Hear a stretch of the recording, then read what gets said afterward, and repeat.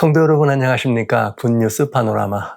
우리 주님의 아름답고 복된 가르침과 주님의 행적들을 오늘 저희들이 제자가 되어서 돌아보면서 그 가르침들을 저희의 삶으로 가져오고 주님의 복된 이 행적들을 우리가 좀 더 많이 닮아가는 정말 그리스도인 충실한 제자로서 우리들이 성숙해가는 그런 과정들을 돌아보는 시간입니다. 이 자리에 함께 하신 여러분들을 다시 한번 환영하고 여러분 참 잘 오셨습니다. 저희는 지금 하나님의 말씀, 사복음서 가운데 마태복음에 있는 말씀을 통해서 주님의 제자들의 삶을 돌아보고 있습니다. 오늘은 이어서 마태복음 10장, 지난 시간에 이어서 마태복음 10장에 정말 뱀처럼 지혜롭고 비둘기처럼 순결하라는 주님의 가르침에 지속되는 이 가르침을 좀 더 보도록 합니다. 오늘 저는 여기 21절부터 좀 봅니다. 그러나 다시 한번 16절을 읽고 21절부터 23절 석절을 보도록 하겠습니다. 보라 내가 너에게 보냄이 양을 이리 가운데 보냄과 같도다. 그러므로 너희는 뱀같이 지혜롭고 비둘기같이 순결하라. 뱀같이 지혜롭고 비둘기같이 순결하라고 하는 주님의 가르침에 따라서 먼저는 정말 사람들을 삼가야 될 부분과 또 이렇게 하나님의 복음의 말씀을 증거할 때 말씀을 삼가할 부분들까지만 저희가 보았습니다. 오늘은 이 본문의 말씀을 중심으로 해서 이런 이야기를 좀 나눠보고 싶어요. 나는 이 세상에서 세상이 나를 좋아하는 그리스도인인가 아니면 세상이 나를 미워하고 싫어하는 그리스도인인가 한번 생각해 볼 필요가 있다. 왜냐면 여기에 이제 제자들은 말이죠. 이제 처음으로 맨날 주님하고만 함께 있다가 이제 제자들끼리만 따로 떨어져서 주님의 이 복음을 증거하는 그런 시간들을 이제 갖게 되는 것이죠. 그런데 여러분 우리 그런 말 들어보셨죠? 신앙은 위기 때 나타난다. 또 사람의 성품도 위기 때 나타난다. 이런 말씀을 아마 많이 들어보셨을 겁니다. 그런데 여기 특별히 제자들이 지금 사실 만지친 것 가운데 첫 번째 위기라고 볼 수 있어요. 왜냐하면 늘 주님이 함께 하셨잖아요. 늘 주님과 함께 하고 있다가 이제 처음으로 주님을 떠나서 제자들끼리만 둘씩 짝지어서 제자들끼리만 이제 이 주님의 이 아름다운 복음을 증거하고 나가는 거니까 굉장히 제자들에게는 위기죠. 그러니까 말하자면 이 제자들은 이 위기를 어떻게 이겨낼 것인가. 주님이 그 이겨내야 될 위기에 대해서 뭐라고 설명해 주셨는가 하면 내가 양을 이리 가운데 보낸 것 같다. 그러니까 너희는 어떡하라 그랬는가 하면 정말 이 뱀처럼 지혜롭고 비둘기처럼 순결하라 이렇게 말씀하신 거죠. 그러니까 위기를 이기는 신앙의 모습을 그렇게 설명한 것입니다. 그러면서 오늘은 지난 시간에 이어서 어디를 보는가 하면 이제 세상과 속에서 우리들은 어떤 관계에 있는가를 보게 되는데 21절에 이렇게 돼 있네요. 장차 형제가 형제를 아비가 자식을 죽이는데 내어주면 와우. 이 가족들이에요. 형제가 형제를 아비가 자식을 죽는데 내어주며 자식들이 부모를 대적하여 죽게 하리라. 또 너희가 내 이름을 인하여 모든 사람에게 미움을 받을 것이나 나중까지 견디는 자는 구원을 얻으리라. 이 동네에서 너희를 핍박하거든 저 동네로 피하라. 내가 진실로 너희에게 이르노니 이스라엘의 모든 동네를 다 다니지 못하여 인자가 오리라. 이야, 이게 정말 말씀도 두려운 말이지만 정말 위기에 직면한 제자들에게 이건 굉장히 정말 두려운 말씀이 여기 들어있는 거죠. 결론은 이것입니다. 오늘 저희가 여러분과 같이 나눠야 될 이야기는 뭐냐면 대단히 중요한 이야기인데 주님의 그리스도인들, 주님을 믿는 그리스도인들, 주님의 제자들은 그냥 한마디로 사람들에게 미움을 받는다는 것이에요. 사람들에게 미움을 받는다. 그럼 이제 이게 약간은 좀 산상수훈의 말씀을 들어볼 때는 너희가 세상의 빛과 소금 돼가지고 너희 빛을 높여라. 그래가지고 사람들로 하여금 칭찬을 받아야지 하나님께 영광 낸다. 이런 말을 했잖아요. 근데 오늘은 제자들을 내어보내면서 뭐라고 하셨는가 하면 모든 사람에게 미움을 받을 거다 이렇게 말씀하신 거죠. 여러분 여기에 이 두 가지 의미 우리들의 삶이 세상 사람들로 하여금 칭찬을 받아서 하나님께 영광을 돌리라고 하는 이거와 우리가 복음을 가지고 나갔을 때는 사람들에게 미움을 받는다는 이건 어떻게 조화를 이룰 수 있을 것인가 이런 것들은 좀 깊이 생각해 볼 필요가 있는 것이죠. 근데 실제 우리들의 삶의 모습이 아름답고 예뻐서 보는 사람들에게 칭송받는 삶을 살아가는 것은 굉장히 중요한 것입니다. 그러나 진리와 복음을 우리가 가지고 사람들에게 진리와 복음을 증거하는 일에는 그것으로 인해서 어떠한 고난이나 환난이나 핍박이나 미움도 있을 수 있다는 것이죠.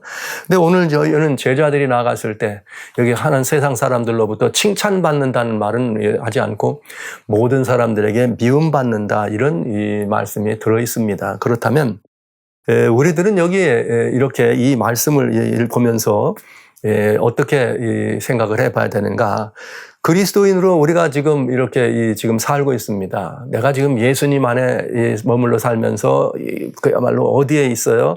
이렇게 이리들 부리 안에 머물러 있습니다. 근데 그 안에 들어왔는데 나는 누구인가요? 뭐예요? 나는 저 이리와 같고 늑대와 같은 그 사람들이 나를 되게 좋아하는가? 아니면 내가 가진 복음을 위해서 나를 미워하는가? 여러분은 어떤 상황입니까? 여러분은 어떤 분들이세요? 그리스도인으로서 여러분들이 가지고 있는 이런 모든 것들을 이렇게 바라보면서 여러분들은 이 세상으로부터 어떻게 가진 복음으로 인해서 증가하는 기별로 인해서 하나님을 모르는 사람들 말하는 거예요. 제가 말씀드린 세상이라는 거는 칭찬이 있고 그들이 좋아하고 말이죠. 나 같이 머물기로 하고 그런 신자이신가요? 아니면 왠지 모르게 사람들로 하여금 이렇게 꺼림이 있고 피하기를 원하는 그런 모습으로 지금 살아가고 계신가? 여러분 잘 한번 생각해 보시기 바랍니다. 그래서 물론 여기 우리들은 그리스도인은 여기 주신 것처럼 굉장히 다른 사람들이죠. 근데 세상에서 그리스도인들이 미움을 받는데 왜 미움을 받는가? 세상이 그리스도인들에게 미움을 받는 데는 미움받는 이유가 있어요. 뭐 많은 이유가 있지만 크게 아주 두 가지만 제가 좀 여러분들에게 말씀드리려고 합니다. 그건 왜 그런가 하면 우리들은 어쨌든지 간에 좋아하든 싫어하든 이 세상에 머물러 있습니다. 그러면서 세상에다 우리가 어떤 사람이라는 걸 증명해야 돼요. 내가 가진 그리스도의 증거, 하나님의 말씀을 증거해야 합니다. 그렇다면 우리는 반드시 세상으로부터 미움이 있다는 건 뭐 어쩔 수 없는 일이죠. 근데 왜 나는 미움을 받을 수밖에 없는 존재인가? 아니면 나는 왜 그런 존재인데 세상이 나를 좋아하지? 이유가 무엇일까? 생각해 볼 필요가 있다는 거죠. 제가 이 대본에서 두 가지가 있는데 이건 뭘 말하냐면 첫째는 우리는 신분이 달라요. 신분이 다르다는 것이죠. 그러니까 오늘날 이 세계의 사람들이 살아가는 삶의 변방 속에 있는 문제는 소위 말하는 이 차별의 문제가 많아요. 재벌에서 무슨 문제가 가장 많은가 하면 인종차별. 미국 사회에서는 지금 이게 많은 사람들이 불법 처리자들을 내어쫓는 일이 벌어집니다. 그런데 불법 처리자들을 내어쫓는 것이 법적으로는 타당한 이야기인데 이것이 은연중에 사람들에게는 어떤 모습으로 비치려고 하냐면 마치 인종을 차별하는 것 같은 느낌을 줄 수도 있다. 물론 사람 살아가는 삶의 변방에는 늘 그런 게 있으니까요. 우리 한국 사람들이 말이죠. 미국에 오면은 막 그런 걸 느낀다고 막 분풀이를 하고 그럽니다. 화를 내고 그러는데 여러분 한국에서는 어떻습니까? 동남아시아나 이런 데서 온 일꾼들이나 이런 사람들 보면 또 특별히 한국 사람들은 한국에 있을 때 보면 하얀 사람들이 오면 다 좋아하더라고. 그냥 막 서로 가서 얘기하려고 그러고 막 붙잡아 보려고. 그런데 어두운 사람들이나 동남아시아 사람들이 왠지 피하고 무시하고 그러는 걸 굉장히 심해요. 얘기할 때도 들어보면 버스 안에서 같이 얘기를 하는데 옆에 동남아시아나 이런 데서 온 사람들이 좀 얼굴이 어두운 사람들이 앉아있으면 쟤들 마치 이렇게 표현하면서 이렇게 인격적인 그런 모멸감을 이렇게 본인들이 알아듣는다면 느낄 수밖에 없는 그런 모습들을 하잖아요. 이거 인종차별이죠. 근데 이런 차별이 있을 수 있는데 이런 것들은 굉장히 중요한, 말하자면 사람들이 살아가는 삶에서 우리가 정말 있어서는 안 될 그런 부분들인 거죠. 그런데 여기 중요한 건 뭐냐면 이것은 뭐가 다르다는 얘기냐? 인종차별이라는 말은 한마디로 신분이 다르다는 거예요. 신분이. 네, 신분이. 그러니까 지금 여기 우리들은 세상 속에서 그리스도인이라 그러면 요한복음 1장 12절에 영접하는 자, 곧 보내신 예수님의 이름을 믿는 자에게는 무슨 신분을 줍니까? 하나님의 자녀가 되는 신분을 주십니다. 우리는 하나님의 자녀, 하나님의 아들이라는 신분으로 살아갑니다. 그런데 이 세상에는 아직도 하나님을 모르는 이들은 그 신분이 누구의 자녀인가? 요한복음 8장 44절에는 그 신분에 대해서 너희는 너희 아비 마귀에게서 났느니라. 그러니까 그 신분이 달라요.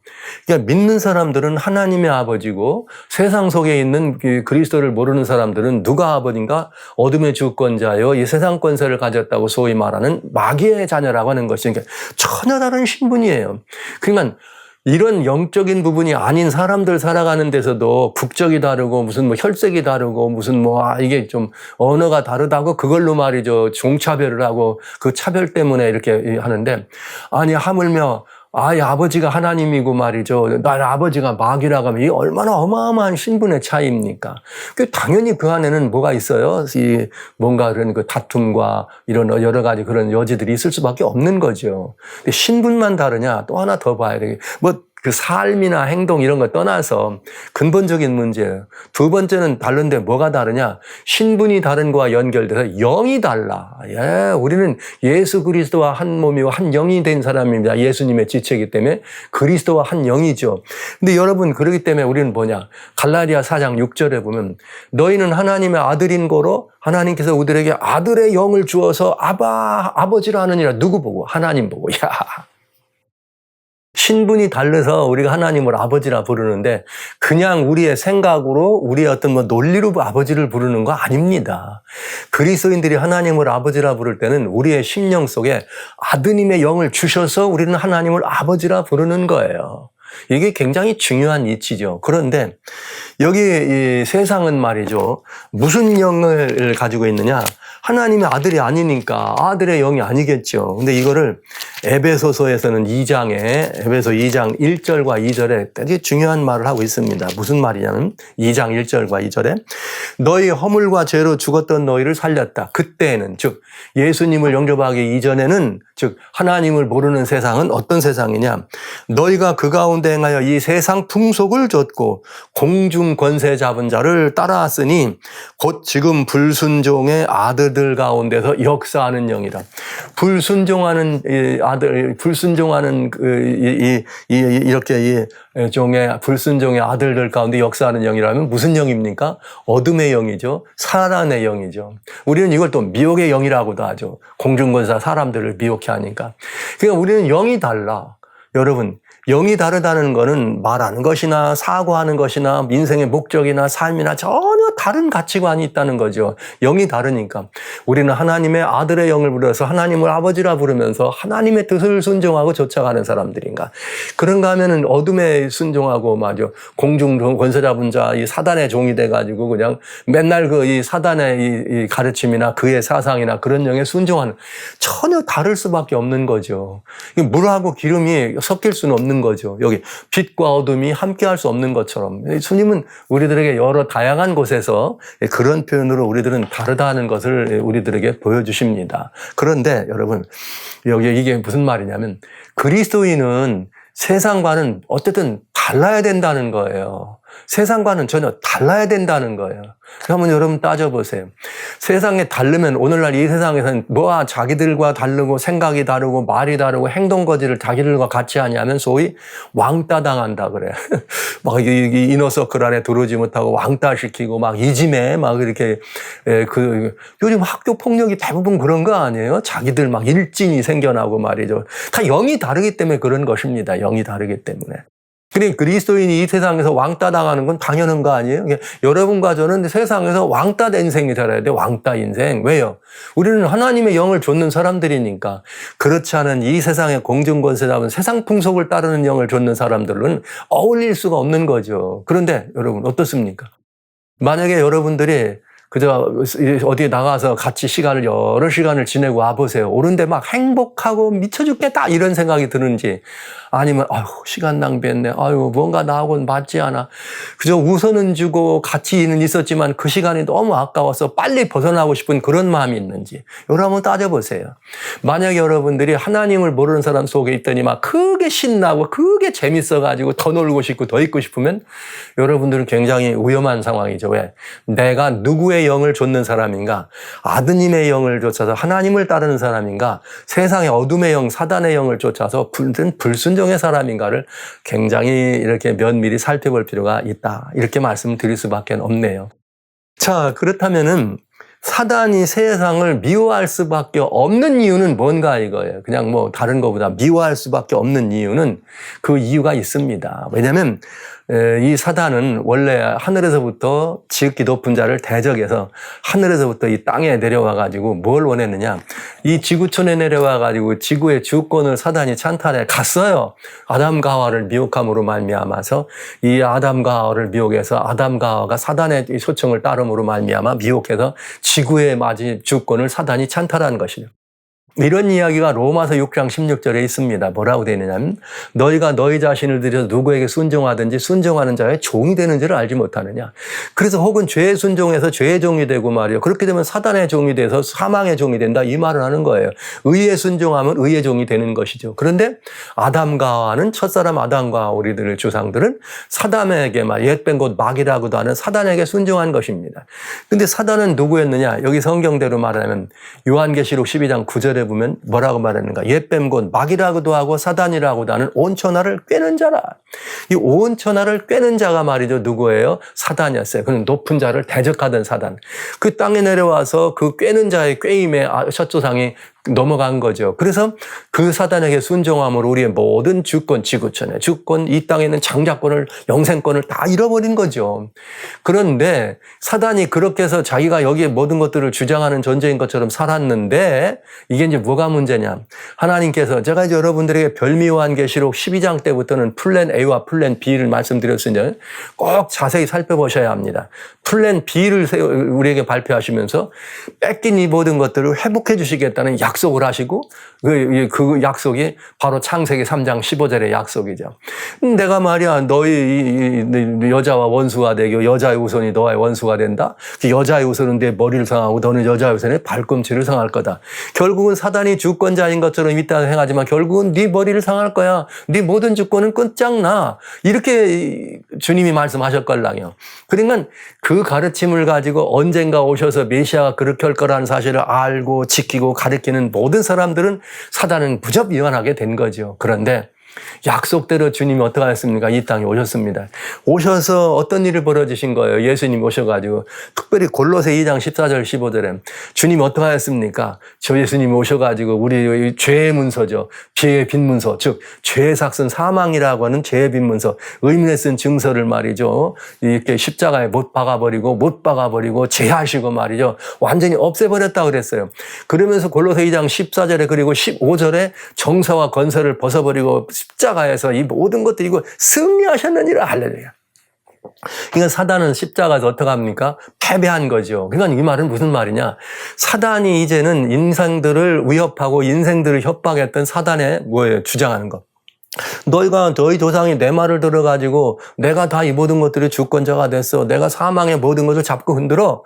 그랬는데 예수님이 그 모든 것들을 갚아주시고 죄의 문서를 십자가에 도말하시고 죄값을 갚아주시고 우리로 하여금 어떻게 한 거예요? 이 모든 것에서 우리를 해방시켜 주셨으니까 이젠 사단이 어떻게 됐습니까? 그런 모든 무장이 해제된 거죠.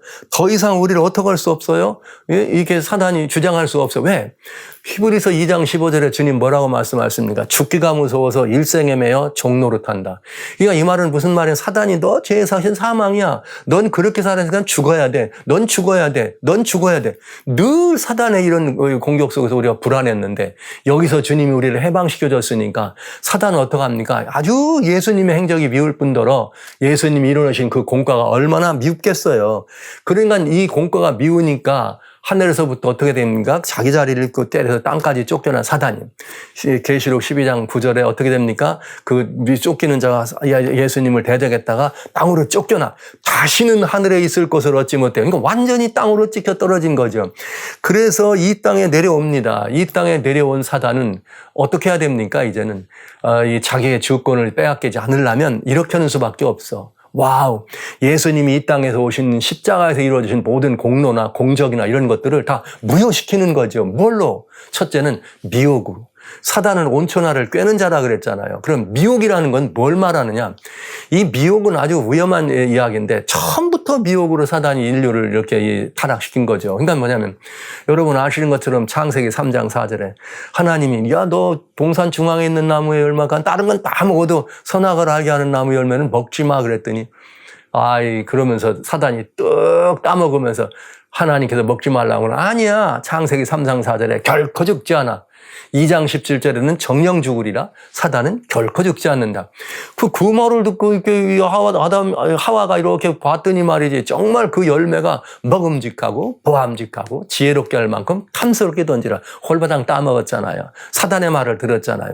그 사단의 노예가 됐죠. 하나님처럼 된다는 말을 스스로 존재하는 존재가 된다는 그 말에 속아 넘어간 거죠.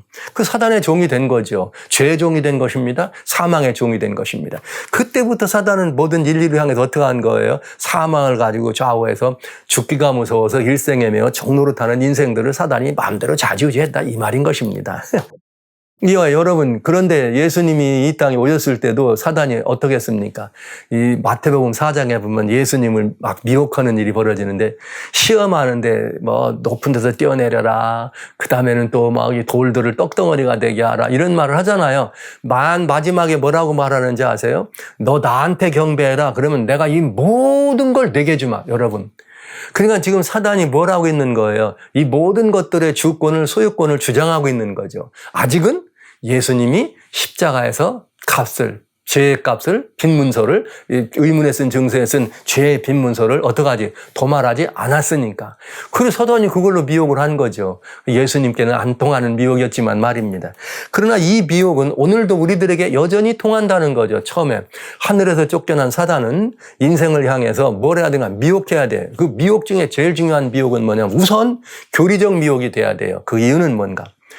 예수님이 이 땅에 오셔서 십자가에 지고 돌아가셨는데 그로 말미암아 이 모든 권한을 회복해 주셨다는 사실을 인류가 알면 돼야 한대요. 못 보게 해야 될 거 아닙니까? 그러니까 이 사실을 알고 있는 증거를 가진 예수님의 12제자부터 시작해서 예수님의 제자들을 없애고 그들에게 그 증거를 가진 이것을 들은 모든 그리스도인 제자들이 예수님이 십자가에서 우리의 죄값을 도말하셨다. 갚으시고 죄를 도말했다. 이제 사단은 패배했다는 것을 땅끝까지 전파하는데 이 전파되면 됩니까? 안 됩니까? 사단이 자기 설 길을 잃어버리잖아요. 그럼 그걸 못하게 하려면 어떻게 해야 돼요? 예수님이 십자가에 돌아가신 건 맞지.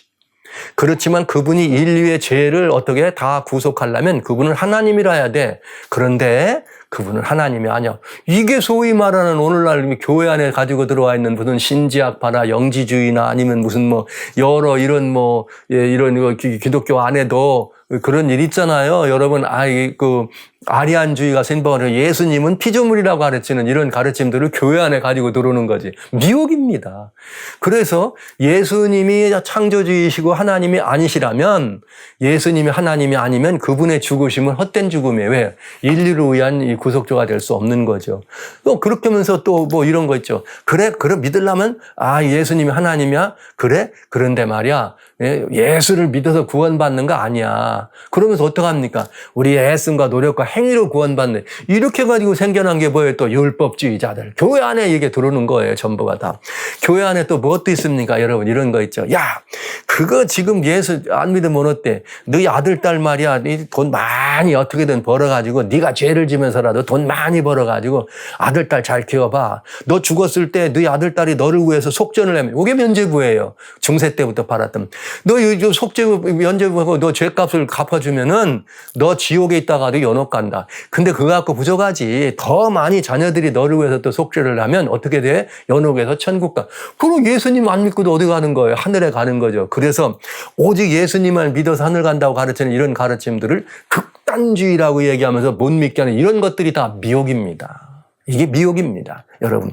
이것이 사단의 첫 번째 전술이에요. 왜? 그래야 사람들로 하여금 예수님의 십자가의 증거가 구속의 증거가 높이 드러나서 사단이 패배하고 사단은 아무런 소유권 주장을 할 수 없다는 사실이 만천하에 드러나지 못하도록 하는 것이 사단의 소원이기 때문에 예수님을 아는 사람들은 그렇게 해서 이 땅에서 하나님께로 나가서 하나님의 아들, 딸 됐다고 하는 이 사실을 가지고 증거하고 놀라운 그런 삶을 살아가고 사람들에게 얘기하면 사단이 미워 죽는 거죠. 그럼 사단이 직접 나타나서 미워 죽게 합니까? 사람들의 마음 가운데 가운데 그런 미혹된 가르침들, 크게 풍속을 좇는 것이요 불순종의 아들들에게 따라가는 그런 미혹의 영들을, 심지어 교회에서도 안 믿는 사람들은 말할 것도 없어요. 그렇게 하면서 어떻게 됩니까, 여러분? 이렇게 예수님을 믿지 못하도록, 즉 예수님을 믿지 않는다는 말은 우리가 하나님의 자녀로서 사는 것을 못하도록 하는 것이 사단의 이런 원하는 소원이고 가르침이라 이 말이죠. 미혹입니다.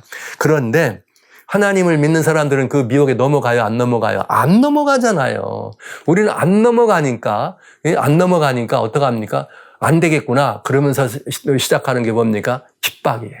엄청난 핍박을 하는 것이죠. 이렇게 해서 미혹에서 안 되면 핍박으로. 그래서 이 기독교 역사가 처음에는 막 핍박을 합니다. 사단이 예수님을 못 믿게 핍박을 하다가 탁 풀어져가지고 기독교를 영접하도록 하는데 자유를 줘요.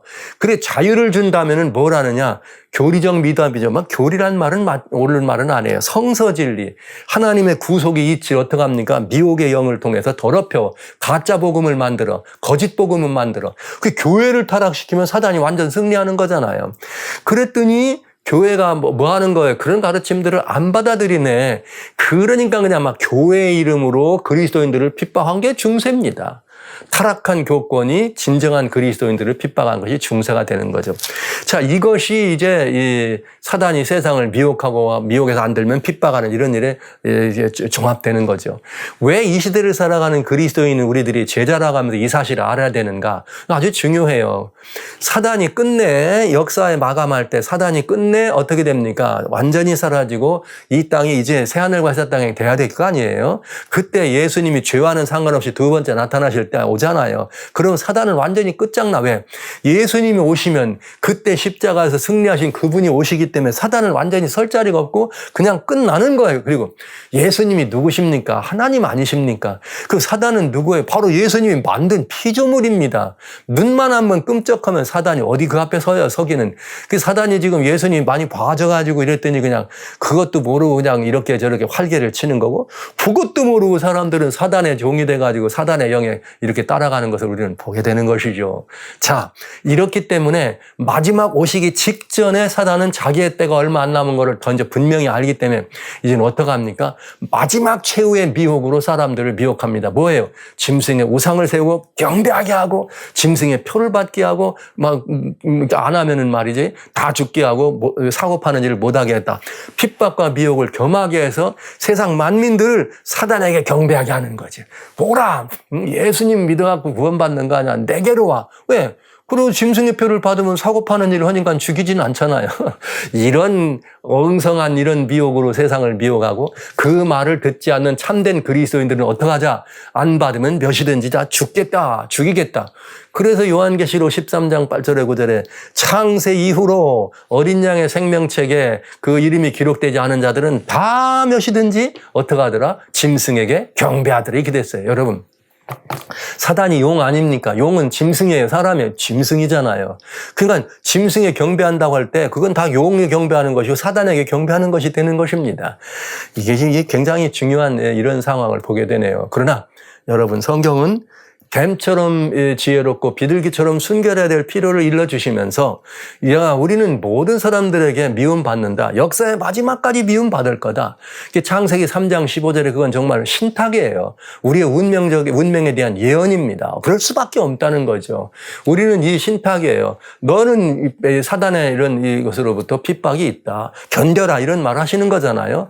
그러니까 용과 즉 사단과 그리스도인들 사이에는 처음부터 원수된 이 마음 을 주셔서 하나님께 넣어주셨기 때문에 서로 이 원수된 미움이 있다는 사실을 우리는 이해하고 까닭 없이 원인도 없이 다가오는 핍박이나 이유 없이 다가오는 어떤 그런 그 핍박이 올 때 우리는 그 핍박을 어떻게 해야 됩니까? 능히 견디고 감당할 수 있는 이유를 발견해야 된다는 거죠. 내가 주님의 영의 인도함을 받는 하나님의 자녀이기 때문에 나는 핍박을 받을 수밖에 없는 것으로 생각하시기를 바랍니다. 그리고 세상에 있는 이 미혹의 영이 관영할 때 이 미혹을 어떻게 해야 돼? 이겨야 돼. 이기려면 우리는 하나님의 뭐밖에 없어요? 말씀밖에 없습니다. 요한일서 2장 15절 이 세상에 있는 모든 것들은 육신의 정욕이요 안목의 자랑이요 이생의 자랑거리다. 이걸로 우리를 미혹하는 거죠. 여러분 요한일서 2장 15절 말씀 잘 기억하시고 거기에 빠지지 마시기 바랍니다. 그것들은 다 우리를 미혹의 영이 돼서 우리를 미혹하는 것들이죠. 그리고 또 때로는 우리를 핍박할 때가 있습니다. 우리를 핍박하잖아요. 그러면 우리를 핍박하는 그런 일이 다가오고 우리에게 다가올 때 우리가 할 일은 이것입니다. 히브리서 11장에 보면 여기 히브리서 11장에 무슨 말이 있는가 하면 다양한 믿음의 종들의 이야기가 나옵니다. 그러나 히브리서 11장 38절에 보면 이렇게 됐어요. 이런 자들은 세상이 감당할 수 없느니라. 어떤 핍박, 어떤 미혹, 어떤 모욕, 어떤 조롱, 어떤 일이 다가온다 할지라도 하나님의 사람, 하나님의 아들들은 마귀의 자손, 마귀의 아들들과는 달라야 합니다. 우리는 그 모든 것들이 와도 어떻게 담대하게 믿음으로 이 모든 것들을 이겨낼 수 있는 것이죠. 그래서 세상은 이들을 뭐하지 못한다? 감당할 수 없느니라. 사랑하신 형제자매 여러분, 성도 여러분, 저는 여러분과 함께 오늘 이 시간 들으면서 우리가 제자들이 분명합니다. 그러면 우리는 세상과는 다른 사람이어야 합니다. 그러니까 세상에서 내가 인기를 얻고 세상에서 내가 무슨 칭찬받는 것 애당초부터 기대하지 마시기 바랍니다. 오히려 우리들은 이 세상 속에서 뭐가 있어요? 세상과는 같지 않은 사상과 세상과는 같지 않은 신앙적 이유 때문에 세상으로부터 핍박이 있고 미혹이 있고 조롱이 있고 압제가 있다. 이것은 이미 창세 때 범죄한 인간에게 주신 하나님의 신탁이다. 어쩔 수 없는 그리스도인의 운명이라고 생각하셔도 돼요. 그러나 중요한 건 여기서 그치는 것이 아니라 우리는 어떻게 할 수 있다? 이길 수 있다. 이기는 비결 단 한 가지. 여기에 이 야고보 4장 7절. 우리 마귀가 우리한테 이렇게 나올 때 하나님께서 승리의 비결 이렇게 했어요. 야고보서 4장 7절에 뭐라 했냐면 너희는 하나님께 순복하라. 뭐하라? 하나님께 순복하라. 그리고 뭐하라는가? 마귀를 대적하라. 마귀에 대해서 우쭈쭈쭈 피하고 도망치지 말고 마귀를 대적하라고 나왔습니다. 이것이 이기는 비결입니다. 제자들입니다. 뱀처럼 지혜롭고 비둘기처럼 순결한 방법은 하나님께 순복하고 마귀를 대적하는 것입니다. 그래서 여러분 세상에서 칭찬과 이런 것들을 받을 걸 기대하지 마시고 어떤 일을 경험한다 할지라도 하나님께 순복하는 사람으로 서주신다면 우리는 이기고 또 이기는 승리하는 그리스도인이요 승리하는 제자가 될 수 있음을 확신합니다. 여러분 모두를 그 자리에 함께 서시도록 여러분을 초청합니다.